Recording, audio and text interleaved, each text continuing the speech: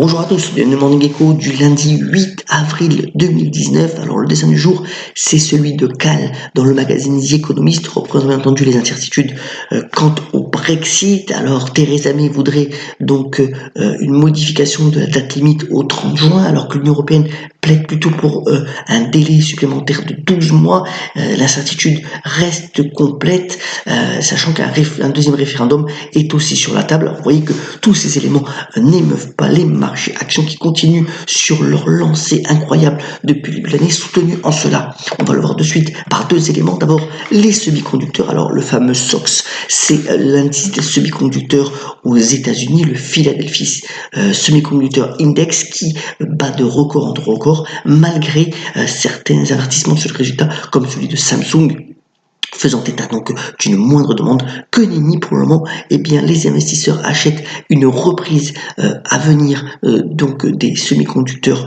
dans le monde, et vous voyez que ce SOX est vraiment véritablement à son niveau historique et continu. L'autre élément, c'est bien entendu aussi le pétrole. Le niveau du pétrole a passé les $70. En cela, eh bien d'abord, le premier élément, c'est que la première société du monde, Saudi Aramco, va faire une émission de dette pour plus de 10 milliards de dollars. Et là encore, la demande des investisseurs est très forte, puisqu'il y aurait près de 30 milliards de dollars de demande sur cette seule dette. L'autre élément aussi qui soutient les cours de l'or noir, c'est bien entendu les tensions en Libye, puisque évidemment il va y avoir pas mal de combats entre les deux factions qui sont maîtres du pays. Il va y avoir pas mal de combats dans l'Est où il y a des champs pétroliers. Vous voyez que que la tendance a été plutôt volatile, la Libye compte aujourd'hui comme producteur de l'OPEP. Donc voilà, ça ajoute un petit peu d'éléments troubles à l'offre et ça soutient les cours du brut et par ricochet, et bien entendu les valeurs pétrolières et donc les marchés actions. Tout cela dans un contexte où le FMI, donc le Fonds monétaire international, va se réunir cette semaine et va démontrer peut-être encore une baisse des estimations de croissance. Vous voyez que ce soit dans les pays émergents ou dans les économies développées, la tendance est quand même à une décélération assez forte de l'économie, mais ce n'a pas trop d'effet pour le moment. Donc vous voyez sur les marchés financiers.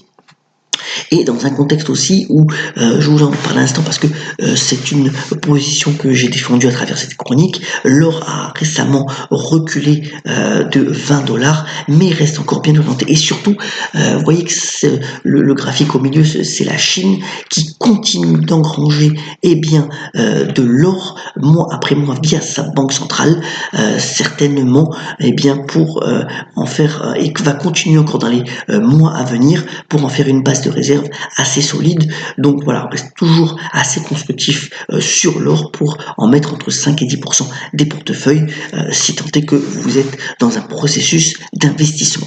Venons-en au bref. Alors d'abord, bien entendu, l'actualité autour de Boeing. Vous voyez que l'action Boeing a quand même récupéré une partie de la baisse suite bien entendu aux deux crashs.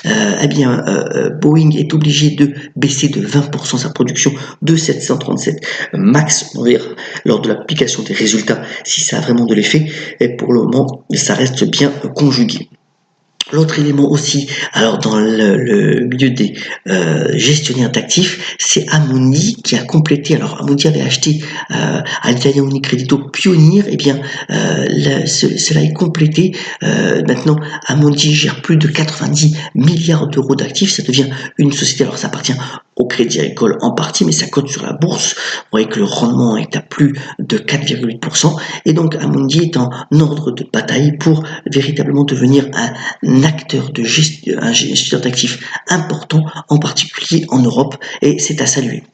Autre point, et toujours encore Amazon, via son assistant vocal Alexa, qui aux États-Unis tente véritablement une incursion importante dans la santé, puisque via Alexa vous allez pouvoir gérer vos rendez-vous médicaux, en tout cas pour les patients américains pour le moment. Ça s'étendra en Europe certainement si cela fonctionne.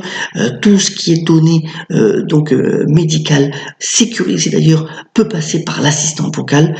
Aussi bien entendu la tension artérielle peut passer par ce biais-là. Donc véritablement Amazon pousse ses pions dans la santé, et ce n'est que le prélude d'un mouvement qui devait être encore plus ample dans les mois à venir.